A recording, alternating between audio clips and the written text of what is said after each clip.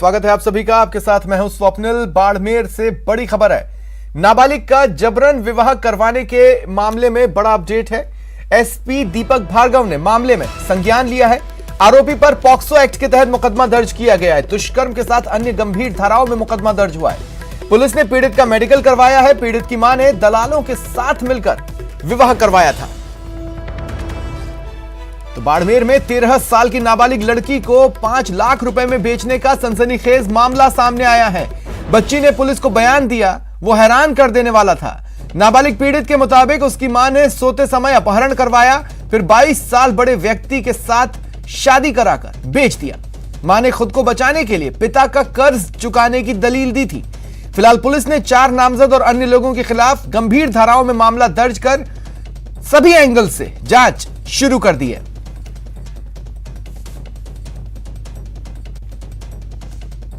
मेरी मम्मी ने मुझे जबरदस्ती शादी कराई। कौन था वो, किसके साथ करवाई? मेरे घर के पास एक पड़ोसी है, उसका नाम है प्रेमा राम है। ये उसकी 30 साल है, मेरा 14 साल। बालिका की मां ने ज़बरदस्ती उसका विवाह करा दिया, जबकि बालिका नाबालिग है।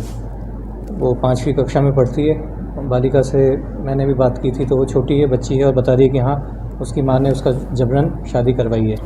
इस पर तुरंत सदर थाने में मुकदमा दर्ज हो गया है। जांच आरंभ हो गई है। बच्ची का मेडिकल हो गया है और जैसे ही इन्वेस्टिगेशन की प्रथम चरण पूरा होगा आगे विधिक कार्रवाई होगी। और ज्यादा जानकारी के लिए बात करेंगे सहयोगी प्रेमदान दिथा से। प्रेमदान, सबसे पहले तो ये बताएं कि पूरा घटनाक्रम क्या रहा है, और दूसरा ये बताएं कि क्या कार्रवाई पुलिस ने अब तक की है। देखिए, मैं आपको बताना चाहूंगा कि यह आज जब नाबालिग और उसका जो चाचा है वो आके एसपी से मिले, उस समय ये घटनाक्रम सामने आया। उसके बाद में पुलिस ने तत्काल प्रभाव से इसमें मामला दर्ज करते हुए पॉक्सो सहित अन्य और नाबालिग की शादी, जबरन शादी करना और उसमें अपहरण की अन्य सभी धाराओं के साथ में पुलिस ने इस मामले में मामला दर्ज करके नाबालिग का जो पीड़िता का उसका मेडिकल करवा दिया गया है। साथ ही मैं इसमें बताना चाहूंगा कि ये पूरा जो घटनाक्रम है ये पैसे के लेन देन के लिए के था, जिसमें पिता द्वारा जो पैसे लिए गए थे वो चुका नहीं पाने के कारण उसकी मां और उस पड़ोस में रहने वाले एक पति पत्नी द्वारा इस पूरे मामले में 5 लाख का लेन देन में इस बच्ची को बेच दिया और उसकी शादी भी करवा दी। सबसे बड़ी बात यह कि जो नाबालिग बच्ची है, मासूम है, उसने एसपी को जो बयान दिया है उसमें साफ तौर से कहा है कि उसके साथ में गलत दुष्कर्म भी हुआ है, हरकत भी हुई। तो ऐसे में बहुत ही संगीन मामला है। इसके बाद में एसपी ने इस मामले को गंभीरता से लेते हैं तत्काल प्रभाव से बच्ची का मेडिकल करवा दिया है, उसको आश्वस्त भी किया है।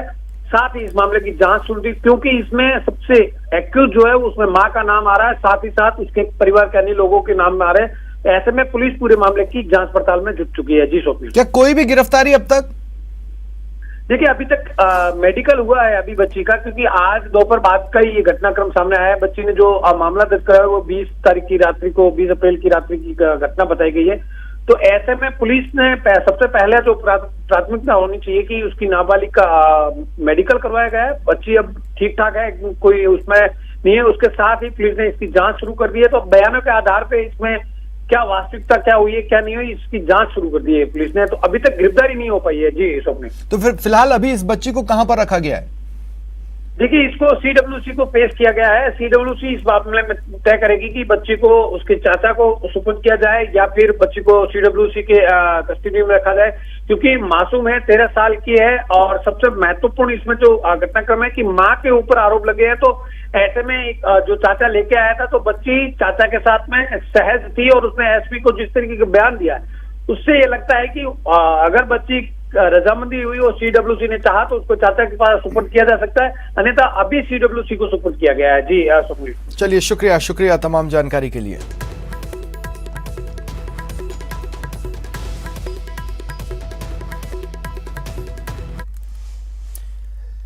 चलिए बढ़ते हैं आगे। दौसा में महिला का अपहरण, गैंगरेप और हत्या मामले में करीब 12 घंटे की समझाइश के बाद परिजन शव लेने को राजी हुए।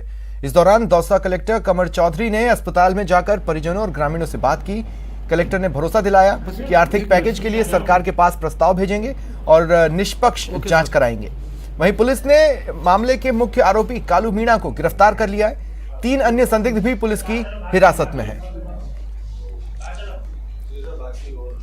दरअसल जगतपुरा में रहने वाली एक महिला की गैंग रेप के बाद हत्या कर दी गई। मृतक महिला के परिजनों ने दौसा अस्पताल में हंगामा किया और आरोपियों को फांसी देने, सुनवाई फास्ट ट्रैक कोर्ट से करवाने और मुआवजे की मांग उठाई। सुबह से शाम तक जिला अस्पताल में ग्रामीणों और परिजनों का धरना प्रदर्शन जारी रहा।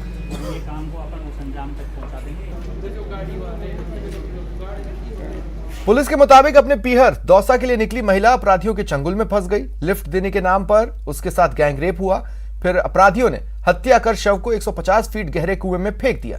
परिजनों की शिकायत पर पुलिस ने 4 संदिग्धों को हिरासत में लिया।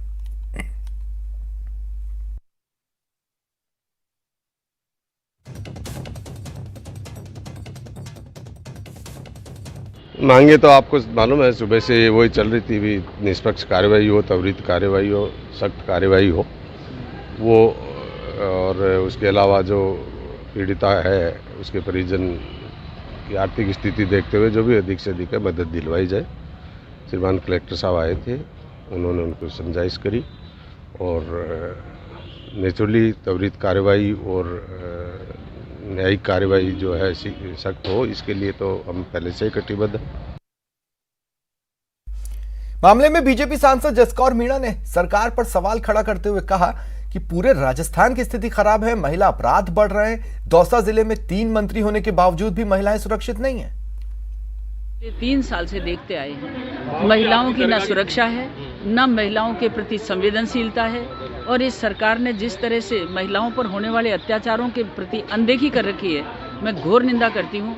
और ये एक नहीं, मेरे दौसा संसदीय क्षेत्र में भी अनेक घटनाएं ऐसी हुई, लेकिन ये कल की घटना, ये घटना तो ऐसी है कि मैं सोचती हूँ कि इस समय राजस्थान की सरकार के 3 मंत्री होने के बाद दौसा संसदीय क्षेत्र में, दौसा जिले में इस तरह के जघन्य अपराध कि इस तरह से महिलाओं को ले जाकर जो दुर्गति की है, जिस तरह से उस महिला के प्रति अत्याचार हुए हैं, मैं इसकी घोर निंदा करती हूँ और चाहती हूँ कि ये सरकार इस्तीफा दे दे। यदि इन बेटियों और बहनों की और महिलाओं की ये सुरक्षा नहीं कर सकते तो ये आम जनता की क्या सुरक्षा करेंगे। बांसवाड़ा में रिश्तों को शर्मसार करने वाला मामला सामने आया। छोटे भाई की विधवा से जेठ ने चाकू की नोक पर रेप किया। विधवा गर्भवती हो गई तो बदमाश ने बच्चा गिराने का दबाव बनाया, गला दबाकर जान से मारने की कोशिश की। पीड़ित के 2 बच्चों को मारने के लिए धमकाया।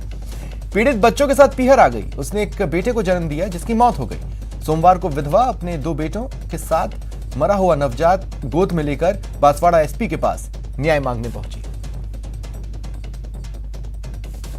दूसरे ने घटना की थी तो मैंने फाइल दी थी यहाँ, तो किसी ने होनवेल नहीं की। अच्छा, किसी ने भी वो नहीं किया है? और तो बच्चा भी हो गया। आपके पापा नहीं है? नहीं है, फिर भी ये बच्चा हो गया माँ के। हैं नागौर पुलिस ने मकराना में हनी ट्रैप मामले का खुलासा किया। पुलिस ने व्यापारी को फंसाने वाली मास्टरमाइंड महिला समेत 3 लोगों को गिरफ्तार किया। आरोप है शातिर महिला ने हनी ट्रैप के जाल में फंसाकर व्यापारी का अश्लील वीडियो बनाया, फिर इसे वायरल करने की धमकी देकर 33 लाख रुपए वसूले। महिला और उसके साथियों ने इससे कहा कि सारे वीडियो डिलीट कर देंगे, पर बदले में 50 लाख चाहिए। तो व्यापारी घबरा गया और उसने मामला अपनी बहन को बताया।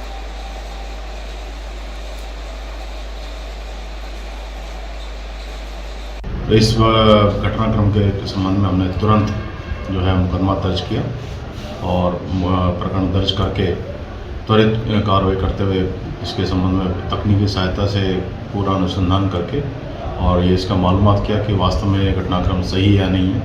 तो घटनाक्रम के अंदर काफ़ी सत्यता पाई गई और उसके आधार पे जो है अपराध प्रमाणित पाए जाने पर हमने इनको गिरफ्तार कर लिया गया है और आगे अनुसंधान जारी है। बीजेपी की जांच टीम ने राजगढ़ में मंदिर ढहाने के मामले में प्रदेश सरकार को दोषी ठहराया है और बोर्ड को क्लीन चिट दी। कमेटी ने सीकर सांसद स्वामी सुमेधानंद के नेतृत्व में रिपोर्ट बीजेपी प्रदेश अध्यक्ष सतीश पूनिया को सौंपी, जिसमें राजगढ़ के विधायक, कांग्रेस विधायक, नगरपालिका ईओ, एसडीएम समेत अन्य अफसरों को दोषी ठहराया। स्वामी सुमेधानंद ने मामले की न्यायिक जांच की मांग कर कहा कि प्रदेश के मंदिरों पर कहीं भी अगर ऐसे बुलडोजर चले तो वो अपनी कुर्बानी देने से भी पीछे नहीं हटेंगे। सहयोगी बाबूलाल धायल ने स्वामी सुमेधानंद से खास बात की। क्या पाया है रिपोर्ट में और क्या जानकारी दिया आपने अपने प्रदेश अध्यक्ष को? माननीय अध्यक्ष जी ने एक 5 सदस्यों की समिति बनाई थी और हम वहाँ पर गए थे। वहाँ जा कर के हमारा काम ये था कि हम पूरे तथ्यों की जानकारी लें। मैंने सबसे पहले तो, क्योंकि कांग्रेस का आरोप ये था कि भाजपा के बोर्ड ने अनुमति दी है, उन्होंने प्रस्ताव किया है, तो सबसे पहले तो बोर्ड के कागज़ों को ही मैंने देखा, उनको पढ़ा। पढ़ने पर स्पष्ट हुआ कि बोर्ड ने एक ही बात तय की थी कि उसको रास्तों को चिन्हित किया जाए और चिन्हित करने के बाद में उस पर कार्रवाई हो। तो पहला काम तो हुआ कि चिन्हित ही नहीं हुए, सीधे बुलडोजर चला दिए गए। उसका कारण क्या था कि वहाँ के विधायक भी उपस्थित थे, वहाँ की उपाध्यक्ष कांग्रेस की उपस्थित थी, राजेंद्र वहाँ उपस्थित था जो कांग्रेस का पार्षद था, और वही बार बार इस बात को दबाव दे रहा था कि कोई नोटिस की जरूरत नहीं है, 3 दिन का नोटिस दे करके बुलडोजर चला दो। तो आपकी निगाह में दोषी कौन है, गुनहगार कौन है इस घटना के लिए? मेरी निगाह में तो राजस्थान सरकार दोषी है, राजस्थान सरकार के अधिकारी दोषी हैं, जिन्होंने बिना किसी प्रकार की मौका दिए, कोई नोटिस दिया नहीं, कोई सूचना दी नहीं, बिना किसी प्रकार की सूचना, नोटिस और अवसर दिए बिना ही मंदिरों को भी तोड़ा और लोगों के घरों को भी तोड़ा। ये बहुत गलत है। अशोक गहलोत जी हमें तो ज्ञान देते हैं कि उत्तर प्रदेश में बुलडोजर चला रहे हो, मध्य प्रदेश में चला रहे हो, लोग कहाँ जाएंगे, अचानक मकान तोड़ देते हो। मैं गहलोत जी से कहना चाहूँगा कि आप वहाँ रामगढ़ जाएँ, राजगढ़, और जाकर के आज देखा है वहाँ पर 80-80, 90-90 साल के लोग आज भी दूसरी और तीसरी मंजिल पर अटके हुए हैं। न शौचालय है, न स्नानघर है, न पानी है, न बिजली है, न रोटी की व्यवस्था है। इसलिए उनके आंसू पूछने के लिए जाएं, मैं ये निवेदन करना चाहता हूँ। Thank you. ये थे सीकर के सांसद स्वामी सुरेंद्रानंद सरस्वती, जो कह रहे हैं कि राजगढ़ प्रकरण के दोषियों को सजा मिलनी चाहिए और इस मामले की पूरी न्यायिक जाँच होनी चाहिए। कैमरा पर्सन भवानी के साथ बाबूलाल धायल, न्यूज़ 18 जयपुर। चलिए बढ़ते आगे। अलवर जिले के राजगढ़ में 3 मंदिरों के साथ ही करीब 85 दुकान और मकान को गिराने के मामले की जांच के आदेश हुए। जिला कलेक्टर ने भिवाड़ी इंटीग्रेटेड विकास प्राधिकरण के कमिश्नर रोहिताश्व कुमार को जांच अधिकारी नियुक्त किया है। रोहिताश्व पीड़ित लोगों के दस्तावेजों की जांच करेंगे और जिनके दस्तावेज सही पाए जाते हैं उनको कितना मुआवजा दिया जाए और मंदिरों का पुनर्स्थापन के लिए क्या कार्य योजना हो, इसकी रिपोर्ट तैयार कर डीएम को सौंपेंगे।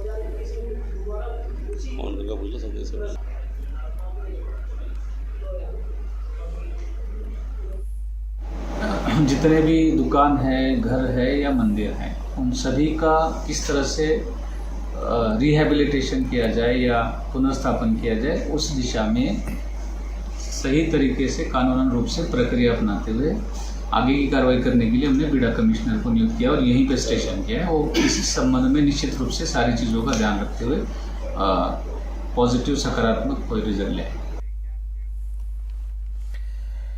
करौली दौरे पर पहुंचे केंद्रीय मंत्री अर्जुन राम मेघवाल। बाइक रैली पर पथराव और उपद्रव मामले में उन्होंने कहा कि राज्य सरकार दोहरी नीति अपना रही है। मेघवाल ने सरकार पर तुष्टीकरण और वोटों की राजनीति का आरोप लगाया।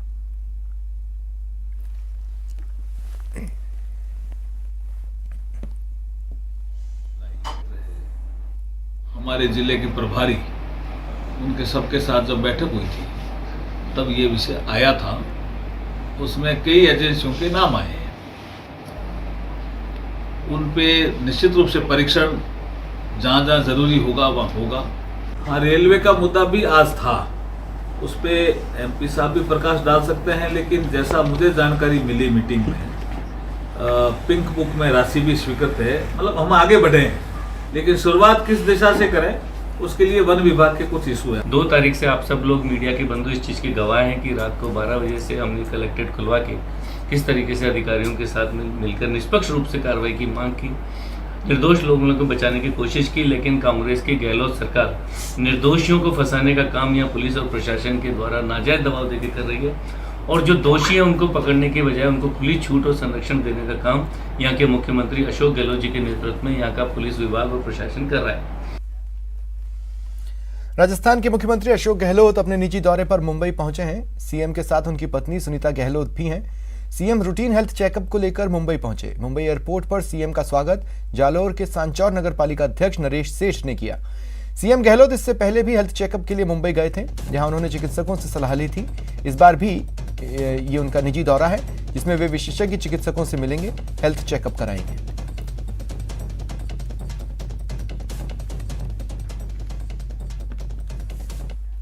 रुकते हैं ब्रेक के लिए।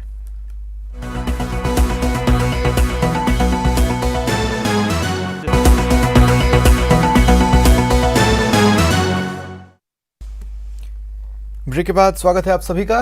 बीकानेर में रीट लेवल 1 नियुक्ति प्रक्रिया में धांधली के आरोप लगाते हुए रीट अभ्यर्थियों ने माध्यमिक शिक्षा निदेशालय के आगे प्रदर्शन किया और नियुक्ति प्रक्रिया की जांच के लिए निदेशक को ज्ञापन सौंपा। अभ्यर्थियों ने कहा कि रीट लेवल 1 में नियुक्ति प्रक्रिया के दौरान कई ऐसे मामले आए जिनमें नियमित दोहरी डिग्री वाले अभ्यर्थियों का भी चयन हुआ। वहीं टीएसपी क्षेत्र में कई ऐसे अभ्यर्थियों को अपात्र होने के बाद भी प्रक्रिया से नहीं हटाया। कई अभ्यर्थियों ने अपनी मार्कशीट में काट छांट कर गलत तथ्य पेश किए। ऐसे लोगों को भी मेरिट में स्थान मिला, इनका कहना रहा। डबल डिग्री ले रखी है, जिन्होंने रेगुलर के अंदर एक ही साल के अंदर 2 डिग्रियां ले रखी है, उनको बाहर निकालना है। लेवल 1 के अंदर इन्होंने फाइनल लिस्ट के अंदर इन्होंने सेलेक्ट कर लिया उन बंदों को जिन्होंने क्या किया है कि एक ही साल के अंदर डबल डिग्री रेगुलर में ले रखी है। तो ऐसे बंदों को बाहर निकलवा करके और जो वाकई के अंदर रियल के अंदर मेहनत की है, जिन्होंने जो वेटिंग में आ रहे हैं, उनको इसके अंदर सेलेक्ट किया जाए। बीसू का उपाध्यक्ष डॉक्टर चंद्रभान टोंक जिले के दौरे पर है। डॉक्टर चंद्रभान ने कलेक्ट्रेट सभागार में बीसूका की बैठक ली और सरकार की फ्लैगशिप योजनाओं की समीक्षा की। सभी विभागों के अधिकारियों से विभागवार आंकड़े लिए और दिशा निर्देश दिए। डॉक्टर चंद्रभान ने कहा, बीसलपुर बांध का पहला हक टोंक जिले का है, हालांकि पानी पर सभी का अधिकार है। ये जो पीने के पानी की जो योजना, घर घर कनेक्शन देने की योजना है, ये हमारी प्राथमिकता है। मैं इसके लिए धन्यवाद देता हूँ केंद्र सरकार को भी, राज्य सरकार को भी, कि इस काम को पहले करना चाहिए था, लेकिन 2024 तक, और अभी मुख्यमंत्री जी ने कहा 2024 नहीं तो 2026 तक तो हमको गांव में हर घर में पीने के पानी के कनेक्शन दे देनी चाहिए।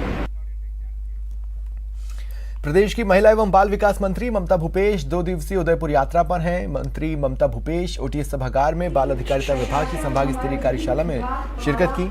इस मौके पर मंत्री ने बाल संरक्षण से संबंधित अधिकारियों कर्मचारियों से आह्वान किया कि सभी बाल श्रम और कुरीतियों को मिटाने में सेतु की भूमिका निभाएं।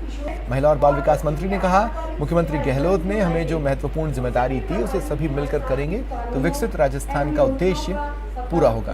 उन्होंने सर्किट हाउस में विभागीय अधिकारियों के साथ भी बैठक की।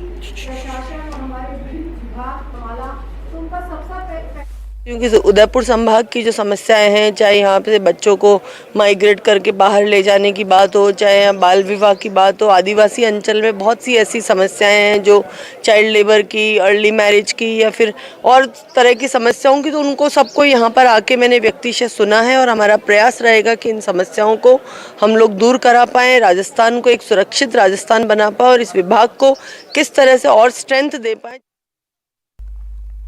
बीकानेर के नोखा क्षेत्र में बजट घोषणा की नवगठित 2 उप तहसीलों के परिसीमन को राजनीतिक दबाव के चलते निरस्त करने का विरोध हो रहा है। सोमवार को नोखा विधायक बिहारी बिश्नोई स्थानीय ग्रामीणों के साथ जिला कलेक्टर कार्यालय के सामने विरोध जताने पहुंचे। इनका कहना है नई उप तहसीलों का तहसीलदार ने 16 मार्च को परिसीमन किया, जो जायज था, लेकिन 21 अप्रैल को राजनीतिक दबाव के चलते नया परिसीमन जारी किया, जिससे लोगों में आक्रोश।